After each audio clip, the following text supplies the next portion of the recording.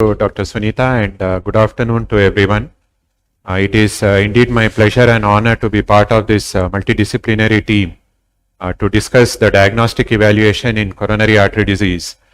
As we all know, there are different ways by which we can actually look at whether a patient has an underlying coronary artery disease or not. And because there are numerous ways of looking at it, that also causes a lot of confusion as to which particular modality needs to be used at what particular time. So the way we have actually framed the entire talk is to just take you through few cases and then look at the literature and then decide what exactly we would like to do. So this is a link which I think will be posted in your Facebook as well as YouTube browser.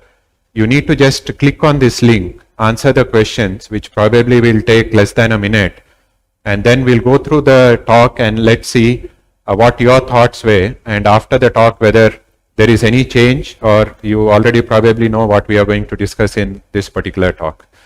So these are few cases. This is the first case. These are all real life cases. It's not out of imagination. So this was a 65-year-old diabetic, had exertional angina class 2 last 6 months. Now having recurrent angina including rest episodes. So patient was having chest pain at rest. The ideal diagnostic modality for him would be, you can just choose any one of them, no test needed, treadmill, a stress maybe, a CT coronary angiogram or a coronary angiogram. This is the second case, a 65-year-old diabetic, incidentally detected to have baseline ECG changes. Now she wants to rule out a coronary artery disease. The ideal test would be no test, a treadmill, exercise stress thallium, or you directly want to go ahead with a coronary angio. This is the third case, a 50-year-old smoker, hypertensive. He's an Air Force pilot, had dyspnea on exertion, ECG and echo were normal. Because he was in a high-risk profession, he wanted to rule out CAD. The next screening test would be, again, no test, a treadmill, stress thallium, a CT coronary, or directly go ahead with a coronary angiogram. Finally, a 64-year-old lady with bilateral lady for bilateral total knee replacement. So as pre-op evaluation, she was sent to us. She is obese, obstructive sleep apnea and asthma. An ideal test to rule out CAD in this patient would be a treadmill or adenosine thallium or a dobutamine stress echo or an angiogram. Finally, a 70-year-old man, baseline has left bundle branch block but a good LV function. Again, diabetic wants to rule out CAD. What would you do? A treadmill or an exercise test, pharmacological test or angiogram? So you can just answer while we go ahead with the presentation. Now, fundamentally, there are certain things which we need to answer when a patient approaches us. First, is coronary artery disease evaluation needed? Second, if yes, do we directly go ahead with angiogram or we do a non-invasive evaluation? If we decide on a non-invasive evaluation, which test would be ideal in that particular case? So let's look at CAD evaluation. Now, please remember, this probably to me is the most important slide in the entire presentation. Remember that what we are talking about is for patients who are asymptomatic or who have a stable coronary artery disease. It is not for acute coronary syndrome. So if the patient is having angina, he is having ECG changes, they are not the patients who should be put on a treadmill. They have to directly go ahead with angiogram. So it is only for patients who are absolutely stable and you need to rule out or you have a doubt whether the patient has a coronary artery disease, that this presentation holds good. The other important aspect we should remember is the concept of pre-test probability. That means whenever we do a test, we need to ask ourselves whether this test is going to change our decision or it's not going to change our decision. For that, we look at what is called the pre-test probability. So this is an elegant chart. You need not go into the details, but basically what it says is, say I have a 65-year-old person who has a typical angina. The chances that he has underlying CAD is very high. That is almost close to 100%.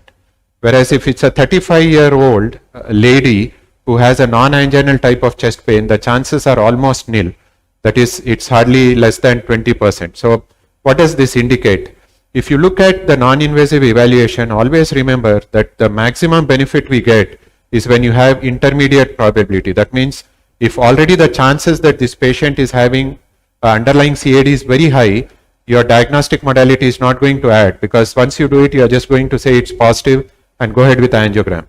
Similarly, if the probability is very low, you do a test, it's again not going to add because you are just going to say that the test is negative and you need not do anything. It's in the intermediate probability that it's going to make a difference. So you're not sure whether you should do further evaluation or not. Then the non-invasive evaluation, either by being positive or negative, is going to help you. So that intermediate probability can be defined variably as 25 to 75% or 10 to 90%. Now the next question we ask is whether we directly go ahead with angiogram or we do a non-invasive evaluation. Now angiogram, as we already mentioned, in a patient with acute coronary syndrome, so patient had a ST elevation MI, patient had a NSTEMI, or patient has a unstable angina with a high risk, then these patients directly go ahead with angiogram. You don't require any further evaluation. Already the patient had a non-invasive evaluation which again shows high risk features, then again you go ahead with angiogram. Now short of these things, those are the patients where you are trying to actually look at non-invasive evaluation. So you have decided on a non-invasive evaluation because patient is not having unstable angina. Either you want to rule out CAD or you feel it is a chronic stable angina where you want to do the risk assessment. Then you need to decide what test you would like to do. Now these are the different tests which can be done. We'll briefly touch upon each one of them. The commonest and the easiest to use is the exercise ECG, which we commonly call as the treadmill test. So it's widely available, it is cheap, there's no radiation, there is no IV drug administration. You can just write a TMT and within 1 hour the patient will come back to you with the report. But there are certain limitations of TMT which we need to understand. When not to do a TMT? We already mentioned acute coronary syndrome, patient having LV dysfunction. There are a lot of insurance tie-ups, especially with banks, where people include a TMT and not an echocardiogram. That should never be done. So a patient having a LV dysfunction, you put them on a treadmill, there is a chance of a sudden cardiac arrest on that. So without a echo, you should never do a treadmill test. Patients who are in heart failure, patients having arrhythmia, baseline ECG changes. Most of the ladies will have some baseline ECG changes, and these patients you do a treadmill, it will be false positive. So it's actually unethical and wrong to do angiogram on these patients when it is a false positive TMT. Patients having other ECG changes like left bundle branch block, LVH, pre-excitation, WPW syndrome, patients on drugs like digoxin or electrolyte imbalance, patients who are having a paced rhythm, these are all the situations where you don't do a treadmill. So you have a checklist and make sure that you exclude all these conditions before putting the patient on a treadmill.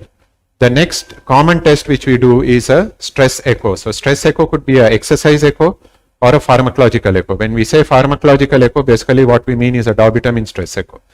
This is more sensitive and specific than treadmill, so chances of pickup are higher. Dobutamine is generally what we use when the patient can't exercise. Advantage is no radiation, takes less time. The problem occurs when the window is not good. So you're doing an echo and the window is not good. That's the time when you might land into trouble. Now you have SPECT imaging. So Dr. Sunita is a specialist in that. Dr. Mohan is also there with us. It's more sensitive but less specific than stress echo. It shows the location, extent and severity of ischemia. So it's one of the best modalities which you can use when you want to know whether there is underlying CAD or not. You do exercise because it's most physiological when the patient can exercise. There are situations where patient can't exercise, then you use pharmacological. So the common one which we use here is adenosine. Either the patient can't exercise or the patient has left bundle branch block or VPACE. So these are two situations where you try to use a adenosine thallium. When there is a suspicion of balanced ischemia, that means you have already done an angiogram and you have more than one vessel which has narrowing. You want to know whether all the vessels are important or not. That's one situation where adenosine maybe is better than other modalities. And if the patient can't be given adenosine, what are those situations? A patient has asthma, patient has heart block. Then those are the situations where you might use dobutamine. Otherwise, the commonest what we use is adenosine. What are the disadvantages? Of course, it's costly, radiation, artifacts can be there. The biggest problem is limited availability. If you see in the city of Hyderabad, probably there will be less than 5 SPECT imaging centers. So that way, the overall availability will be less. Imagine what the situation will be in peripheral centers. Now, MRI is again an excellent modality, but we won't go into too many details because it's hardly available.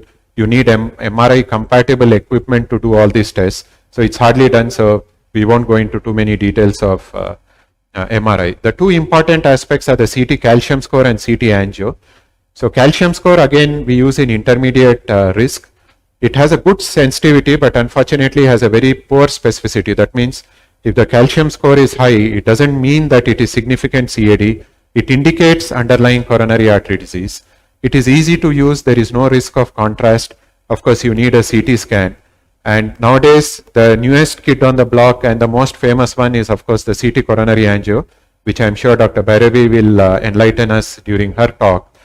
But just briefly mentioning, it gives a very good anatomical information. And where do we use? Generally, in our routine clinical practice, we use either in low or intermediate probability, especially when patient has strong family history. So these are the people where you might be able to identify the vulnerable plaque, and you can start on high dose statins, which can help in preventing acute coronary syndrome. So when the patient has a very strong family history, that's the situation where we want to use a CT angio. Of course, as expected, the issues of contrast, radiation, we need a good heart rate control and a regular rhythm, which is necessary for CT angio. This is just a summary slide which shows the sensitivity and specificity of all the tests. As you can see, still stress maybe is one of the best, and TMT has a very low sensitivity and specificity. A simple way of remembering is 60 to 70% for TMT, more than 80 to 90% for SPECT, around 80% for echo, and of course CT angio is more than 90% because it's going to give you the anatomical information. Okay, this is all fine for theory, but when the patient is sitting in front of you, how do you decide which test to advise to that particular patient? So fundamentally you need to answer two questions. One, whether the patient can exercise. Two, is the basic ECG normal or abnormal? If it is abnormal, what is the abnormality? So if the patient can exercise and baseline ECG is normal, TMT is the simplest test.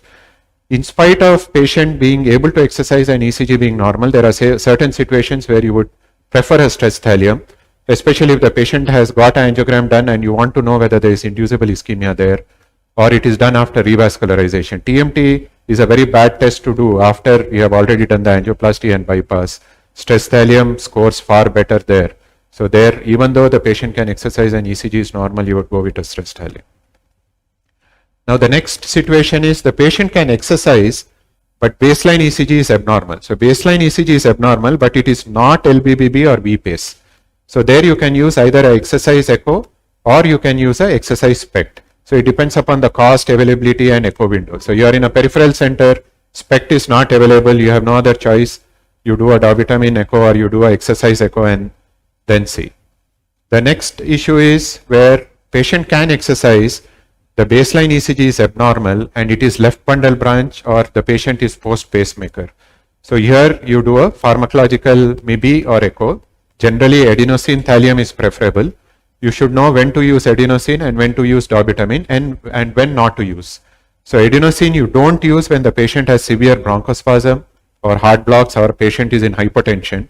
The opposite holds good for dobutamine. So patient has VPCs, tachyarrhythmias, outflow tract obstructions, atrial fibrillation, high blood pressure. Those are not the situations where you use dobutamine.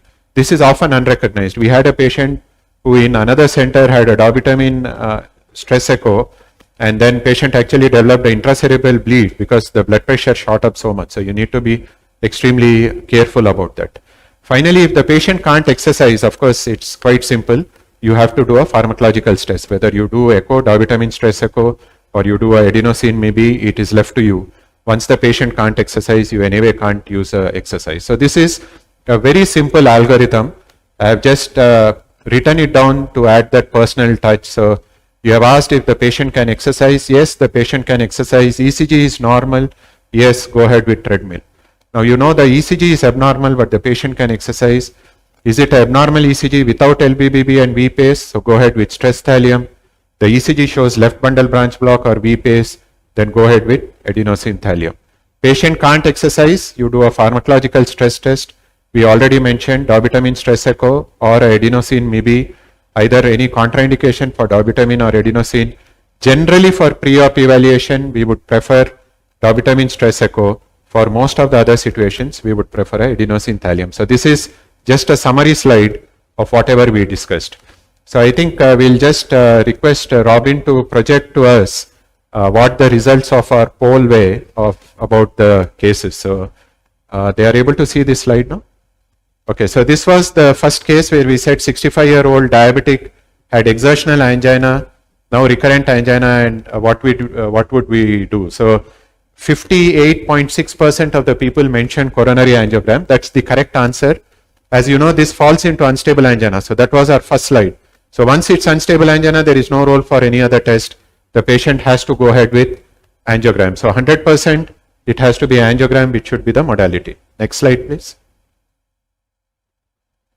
So then this is a 64-year-old diabetic, incidentally detected to have baseline ECG changes. She wants to rule out CAD. What would be the ideal test? So it's actually quite enjoyable to see this type of a pie chart because it shows what confusion is there in the general population, and this is what all of us face. So the answers actually reflect that 31%, 31%, 31% said either coronary angiogram, stress thallium, or treadmill, and this has been the universal way that people have answered whenever we have asked this question.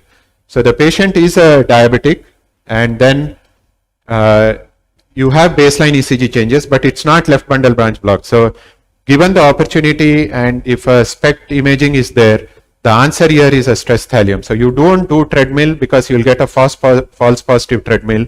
You don't do a coronary angiogram because there is no indication to do a coronary angiogram. So the correct answer here will be a stress thallium. Next one. So this was a 50-year-old smoker, hypertensive, Air Force pilot, has dyspnea on exertion. ECG echo is normal. So this patient, if you look at, actually I just have the chart. Can I just project this for a minute? Yeah, so if you can see here, this person comes into the intermediate risk category. So he is around 55 years, a non-anginal chest pain, and he's a man. So he goes into the intermediate risk. Basically here, the reason why we are doing a functional assessment is because he's in a high risk profession. Otherwise, we'll say nothing is needed. Now, if you look at, again, the distribution, you can go back to the pie chart. If you look at the distribution, generally when the ECG is normal and the patient can exercise, the answer here should be treadmill. So a good old simple treadmill will be sufficient in this case. If the same patient would have had a very strong family history, probably CT coronary, we would think about it. But this case, definitely a treadmill test. So that should be the answer in this case. Can we go to the next slide? So bilateral, patient is for bilateral TKR, and then is obese, obstructive sleep apnea, asthma, ideal test would be. So this is a perfect answer.